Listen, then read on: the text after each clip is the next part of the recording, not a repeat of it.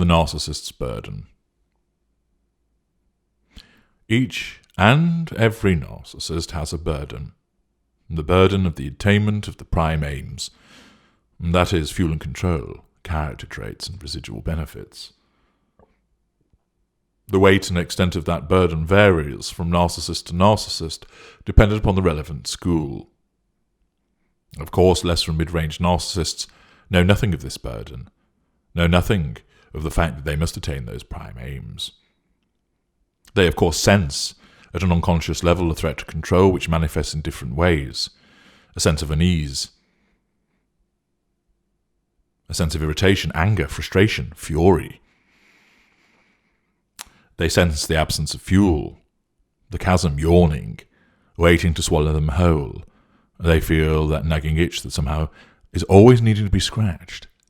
They feel the influence of fuel, bringing its calming, like oil poured on troubled water, the soaring sensation of a massive amount of fuel resulting in power. There is always the drive to move forward, the inability to sit still for too long, the absence of total contentment. And as a consequence of that, you look at the world through a lens of emotional empathy. We look at the world through a lens of control, in order then to achieve those prime aims.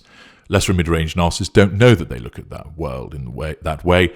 They believe they look at the world exactly the same way as you. Greaters in the ultra, we know that we are set apart. For us to achieve those prime aims, we end up adhering to the Latin maxim of flectere sine quae superos ascerantur mevibo, which, in essence, means, if I cannot move heaven, I will raise hell. Or, in another way, basically means, if I can't control the world around me, I will create my own world in order to control it. And that is what we do. Or rather, this is what our narcissism does.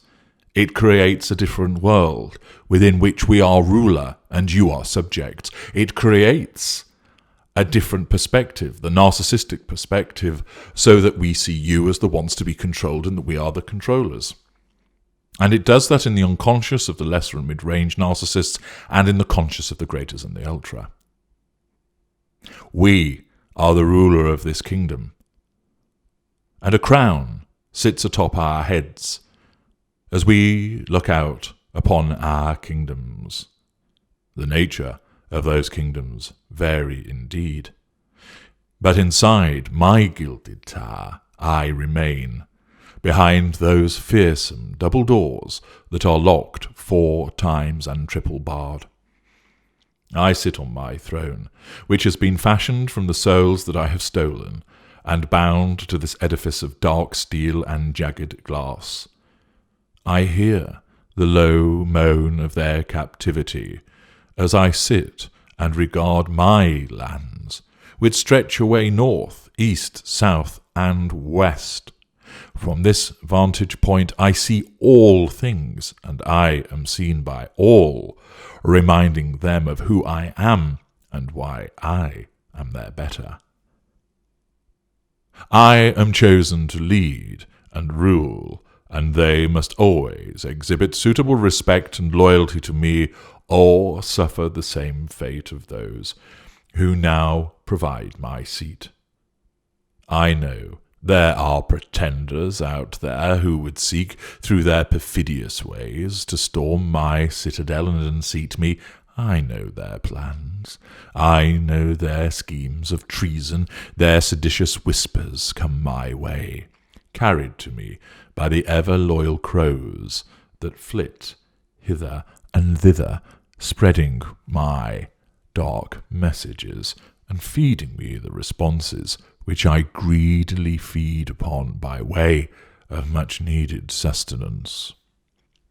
I know too well that there are those who would come like a thief in the night and seek with malicious aforethought to slit my throat and leave me bleeding to death, my life leaking from me, their numerous puncture wounds, and thus I must maintain my defences, and seek out and punish these disloyal foes.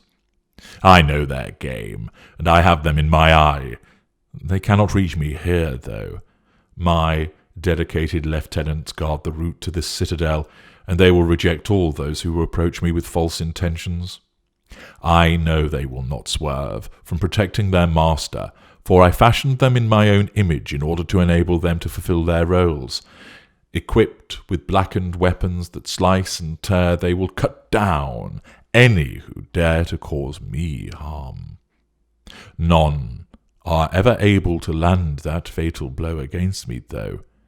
I am wise to their plans of harm and assassination, and I scent their scandalous treachery dripping like ichor from them as easily as I might detect the aroma of the lily or the honeysuckle. This crown that rests upon my head is the burden of many about me. It is not easy guiding and corralling those souls that look to me for protection and enlightenment. How they flock to my citadel when I stand at my balcony and allow them the grace of my golden rule. They bow down before me by their thousands, their admiration and gratitude palpable and allowing me to drink deep of their worship. In return, I ensure that these dedicated subjects experience a golden era, an epoch of bounty and elation, and so they continue to gather beneath me on bended knee, hoping for a glance of the most excellent ruler. It is no rule that cannot be broken in order to ensure that these individuals attend to my bidding. This is not a role for those of a faint heart. Those who lack fortitude cannot sit on this throne, for only the mighty and the blessed are capable of seizing the hopes of thousands upon thousands of followers and allowing them their time in the sun. Only he who is venerated and of such elevation can provide such succour to the many who clamour for that guidance in such dark times. My bounty allows them to flourish as they tend to those fertile lands. My leadership provides them with the reason to till the land, sow their seeds, and gather the fruits of the kingdom in my name. It is only through my benevolence that such a period of plenty can flourish. Often I must consign some of them to shadow, snuffing out the golden shaft of light which illuminated their world. I do not do so with a heavy heart. Although they showed me some service, they now offer me little, and as such they must understand that such grace and beauty is within my gift, and as I grant it, I can deny it. Their wails and howls of pain and protest always confirm that my decision was the right one, and I take great sustenance and delight from their misery. Still, such is the mighty attraction of one like me, that they do not depart or slink away to far-flung lands, but instead they remain, bearing the torture and calling out to me, begging for my forgiveness and pleading for the restitution of my golden reign.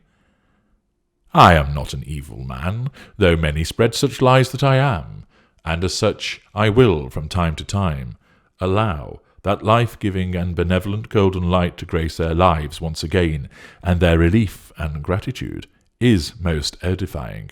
If I were truly evil, would I do such a thing? It is only those that are envious of what I create, what I gift, and what I grant, that label me as such. They fail to understand that the outcome must always be achieved, that the means are always justified by the end. Each and every day, I must sit on this throne atop my mountain-dwelling citadel and ensure the welfare and good order of my subjects, to ensure that the daily harvest is strong, plentiful, and potent. Few can attend to that burden with the effectiveness that I can. Few are able to assert the control in the manner that I do, with such regularity, with such certainty of outcome. They try, and they fail. I have yet to meet the individuals that can operate as effectively as I can. But they do exist, governing lands far from my own in a manner that is so similar to my own. Each and every day, I must consign some subjects to shadow and shame. Each and every day, I must return others to the fold. They cannot exist without me, and I cannot exist without them. That is my burden. I am their king. This I did not choose, but this is what I am. I and the land are one. Some days the crown that lies upon my head may be heavier with the burden that I carry, but it is not one that I will shirk. It is not one that I can abdicate from, nor would I ever choose to do so. I know that I am effective. I know that come tomorrow the harvest will be even greater, and thus recharged I will alleviate the burden, discharge it, and attend to it, and lift my head to allow my eyes, both golden and black, to look each and every one of my subjects in the eye, as if to ask them, what will they do for me today? Heavy lies the burden that they carry for their king, in order to alleviate my burden. Heavy lies their obligation to their monarch, in order to ease the burden that I, as their monarch, carries. Heavy lies the invisible yoke about their necks, and the chains which I shall yank, in order to ensure that tomorrow my burden is not a burden any longer.